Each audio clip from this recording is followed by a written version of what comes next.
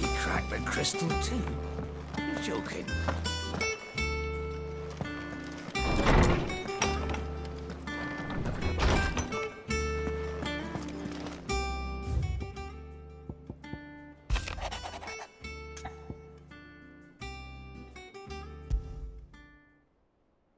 Trouble with the ledgers. Shouldn't he be asking Otto for help?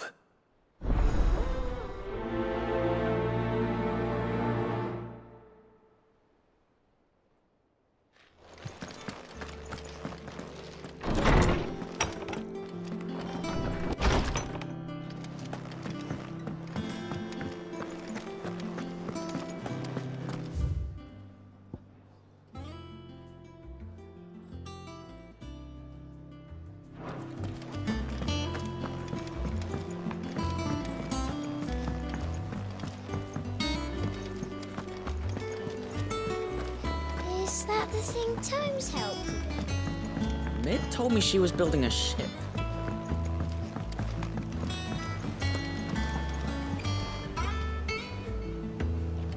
Clive, did you get my letter? That's why I'm here.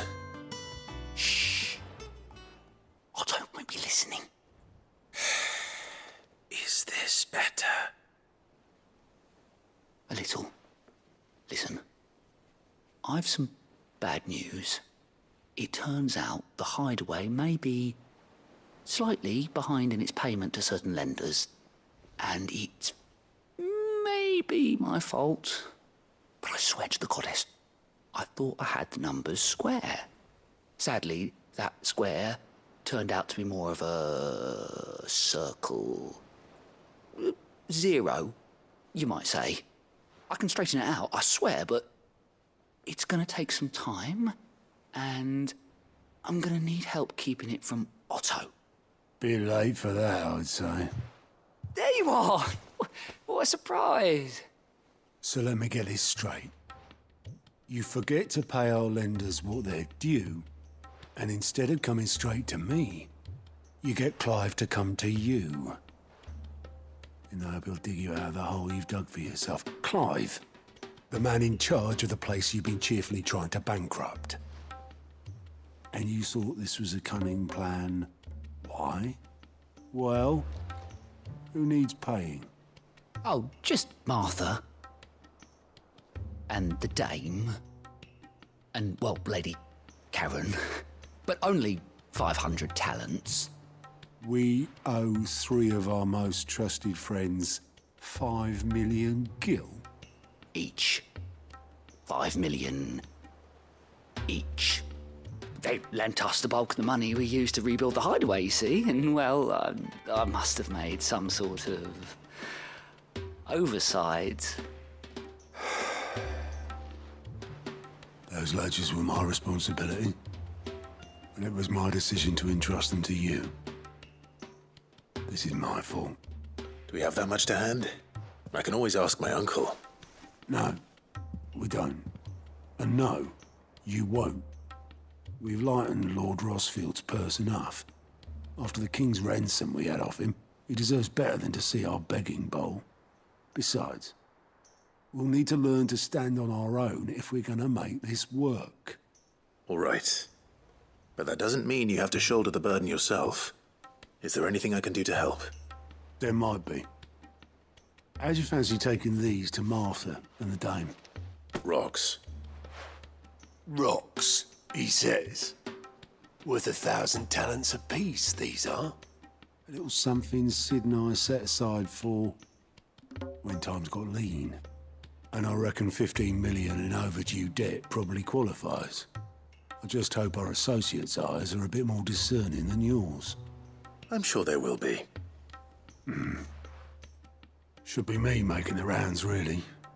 But you know how it is with this place. Orders to bark, arses to wipe and all that. I know. Which is why I don't mind going in your place.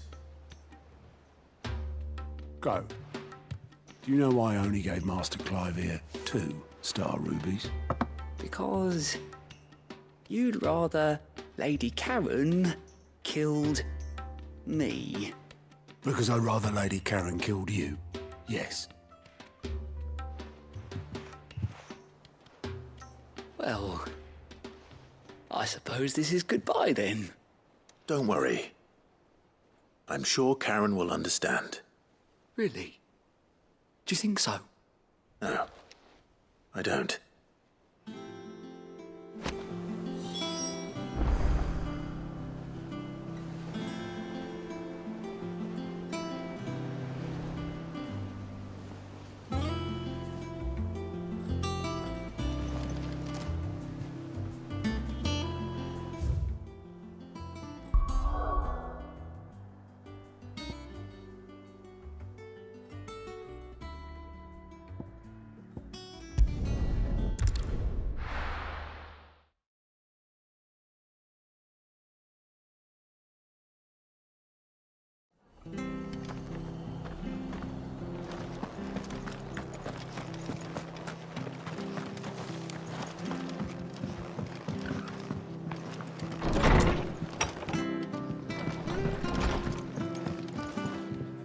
Clive, we weren't expecting you. I wasn't expecting to be here, but it seems we still owe you a considerable amount of coin for your help with our rebuilding efforts. And though I doubt it's what you were expecting, we were hoping you'd take this as payment.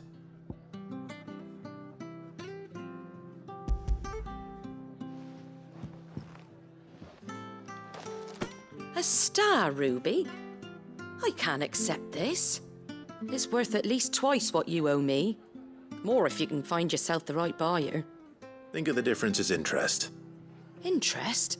If word got out I charged that much, no one would ever borrow from me again. Anyway, why are you the one here asking me about this? I'd have expected Otto. Bit much sending the Lord Marquis out to settle your debts, isn't it? The old goat working himself to death again. Something like that. Most days I think he's the only reason the hideaway's still standing. Same as always, eh? Back when the place was nothing but a twinkle in the eye of a recently retired Lord Commander, word is he was the first one Sid reached out to. Probably knew that without his strong arm and level head, the idea would never get off the ground. Sid may have been the face of the hideaway, but Otto's always been the backbone. And when Sid passed away, we were all worried that would be the end of it. That Otto would just give up. His death was hard on everyone. But it must have hit Otto hardest of all. But he didn't give up, did he? Quite the opposite, in fact. If I recall, he was the one who nominated you as Sid's replacement, and rallied the rest around you. I reckon what he saw in Sid, he saw in you too. And don't we all? Doesn't hurt that you're half as stubborn and twice as handsome, neither. That, and you keep good company. I suppose I do.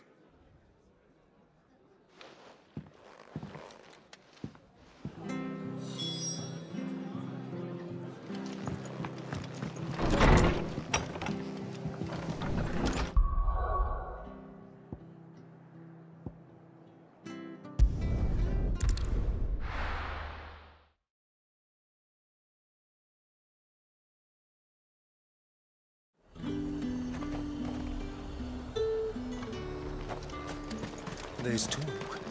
How? Yeah, is anyone supposed to afford that price?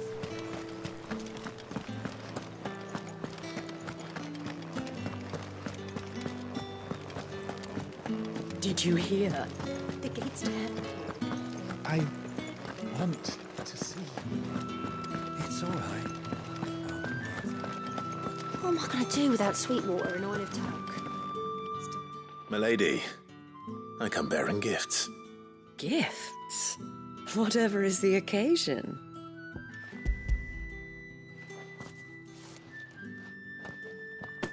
Oh my. Clive, you really have outdone yourself. Otto asked me to give it to you. To settle the hideaway's debt with the veil. And to compensate you for the time it took us to do so. You disappoint me, Clive. I thought you might finally be warming to me. Tell Otto he can keep his baubles. I tried to tell him as much the first time around. The man owes me nothing, nor does the hideaway. My contribution to the restoration effort was made freely and willingly. It was the least I could do. You once told me Sid did you a kindness. I'd like to do the same. Please, accept it. For my sake. And for Otto's. For all of us. For all you've done. It is rather fetching, isn't it? Very well. Otto is lucky to have you, Clive. I doubt anything could ever replace his son. But you and the others at the hideaway are the closest thing he has to family. Otto had a son. Long ago, yes. Sid told me Otto lost him when he was just a boy, and blamed himself for not being able to stop it. I don't know how it happened, whether there was anything he could have done, but it was clear that it weighed heavily on him. I didn't know. How could you have? I doubt anyone did. Besides Sid, I've never met a man more keen to bear his sorrows in stoic silence. An ill habit, given that both have always been surrounded by friends desperate to help them. I'm beginning to see that.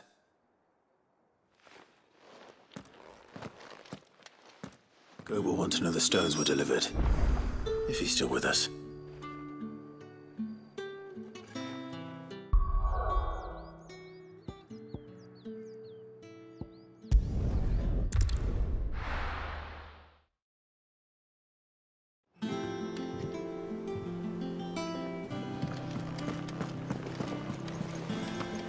Is that the thing Tomes helped with? Mid told me she was building a ship.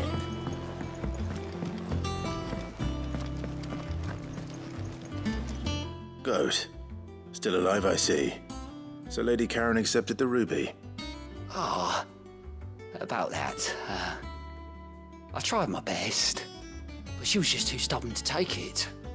She threw it right back in my face, in fact, and told me I could stick my stupid stone where the sun don't shine.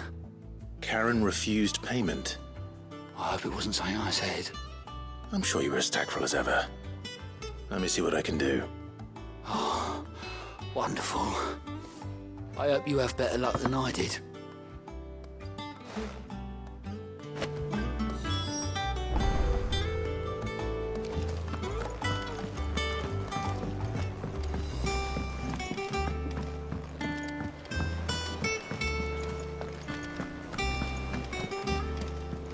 We need to find a way into Drake's tail.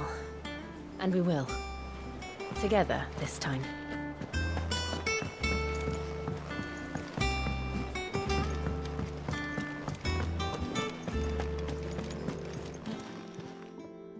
Lady Karen, Goat tells me you weren't happy with our offer. Would you prefer the debt was repaid in coin? What debt? I don't recall lending any of you like me hard-earned gil. I may have tossed a talent or two in the hideaway's coffers, but those were donations, and you can hardly call it charity if you go asking for it back. Of course not. But one good turn deserves another. And our circumstances have changed. Surely you wouldn't shun the gratitude of a pauper who happened to have become a prince. Oh, so you're a prince now, are you? Fine. But I'm selling it and taking what I'm owed, then you're getting the rest whether you like it or not.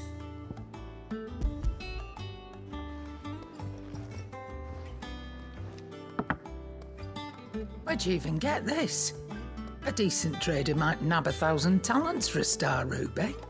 A canny one, meanwhile, might claim it were nicked from the belt of Sid the Outlaw himself and ask twice as much.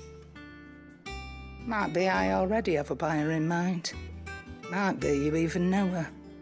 The fine continental maid whose beauty's only eclipsed by a guile in commerce. You wouldn't mind, would you? Not at all. Just be sure to tell her that it's always a pleasure doing business.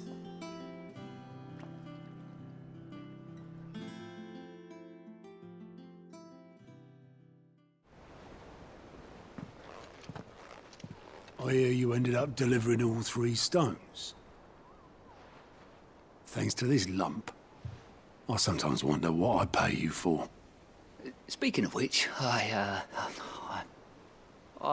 still haven't been paid last month's wages. Oh, so you remember what's owed to you then? Get your ass behind that disc of yours and don't get up before those ledgers are square. Right away.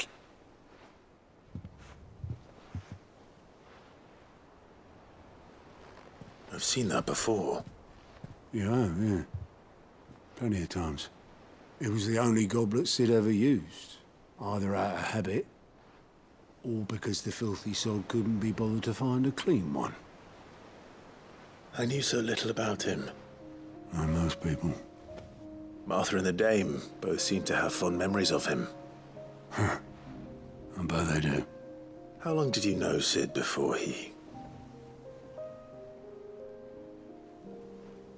Before he died. 20 summers, give or take. Back in the day, I was a purser on a trade ship, which is where I met him. He bought passage to... I forget where. And having nothing better to do on the long nights, we sat up drinking island rum till the morning bell dragged me back to my duties. Quit my post not long after that, on account of making a fine maiden's belly fat. But me and Sid stayed close, promising we'd one day sail the seas again. That was before fate stepped in and said she was having none of it. The magic woke inside my son soon after his first name day, and there was no hiding his knack. Couldn't you and your family have... My family were the ones who summoned the constable, wanted the monster taken away. I couldn't turn my back on him, forget what I felt, and I couldn't for the life of me understand how they could. Luckily, Sid was of the same mind as me. It was him who stood beside me when all I wanted was to tear the whole world down. Him who cried for me when I had no tears left of my own. Him who swore he'd do everything he could to stop it from happening again. And he was true to his word, too. Left the Royal Army once and for all. His ranks, his ribbons, gone. Just like that. Threw away everything he had. All to right a wrong that no one else had the courage to face. I knew then I'd follow that man to the ends of the earth.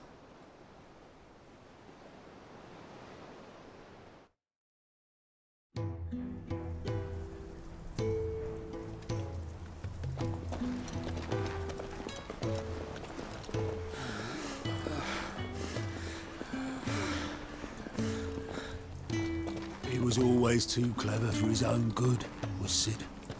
Saw the world for what it really was, while the rest of us were content to go along with the lie we were shown. And it can't have been easy, bearing that burden alone.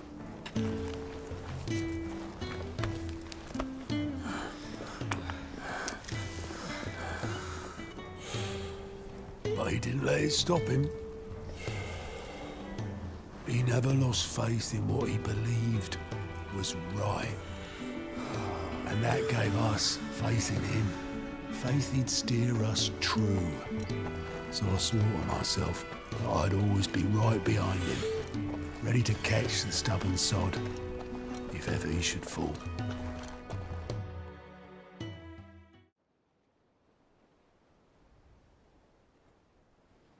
But I couldn't even do that.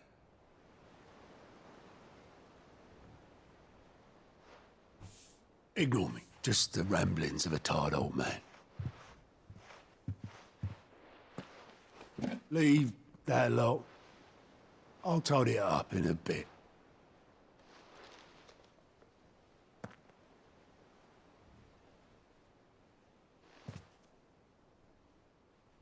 This is Sid's handwriting.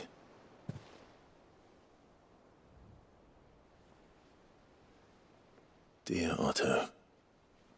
I may be drunk, but I wanted you to know this place would be fucked without you. Love you, you grumpy old sod.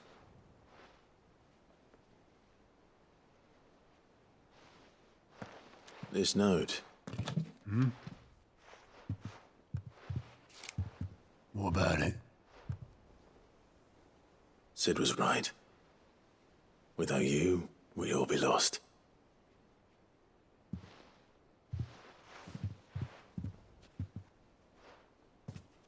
He should have bloody well said so then. Just once. Before he went.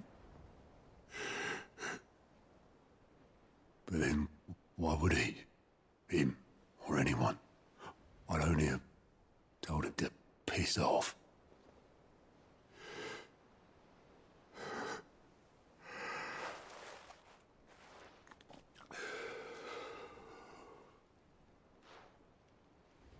You're wrong, though. Both of you. It was never just me keeping the hideaway afloat. It was all of us. I just shoved people in the right direction. I barely seem to be able to do that anymore.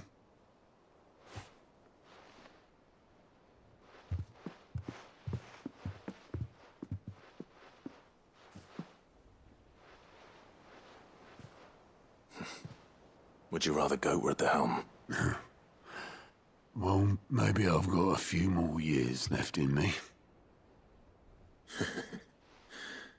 I'm going to hold you to that, Otto. Before you go, Sid would have wanted you to have this. But that's... This'll do me just fine.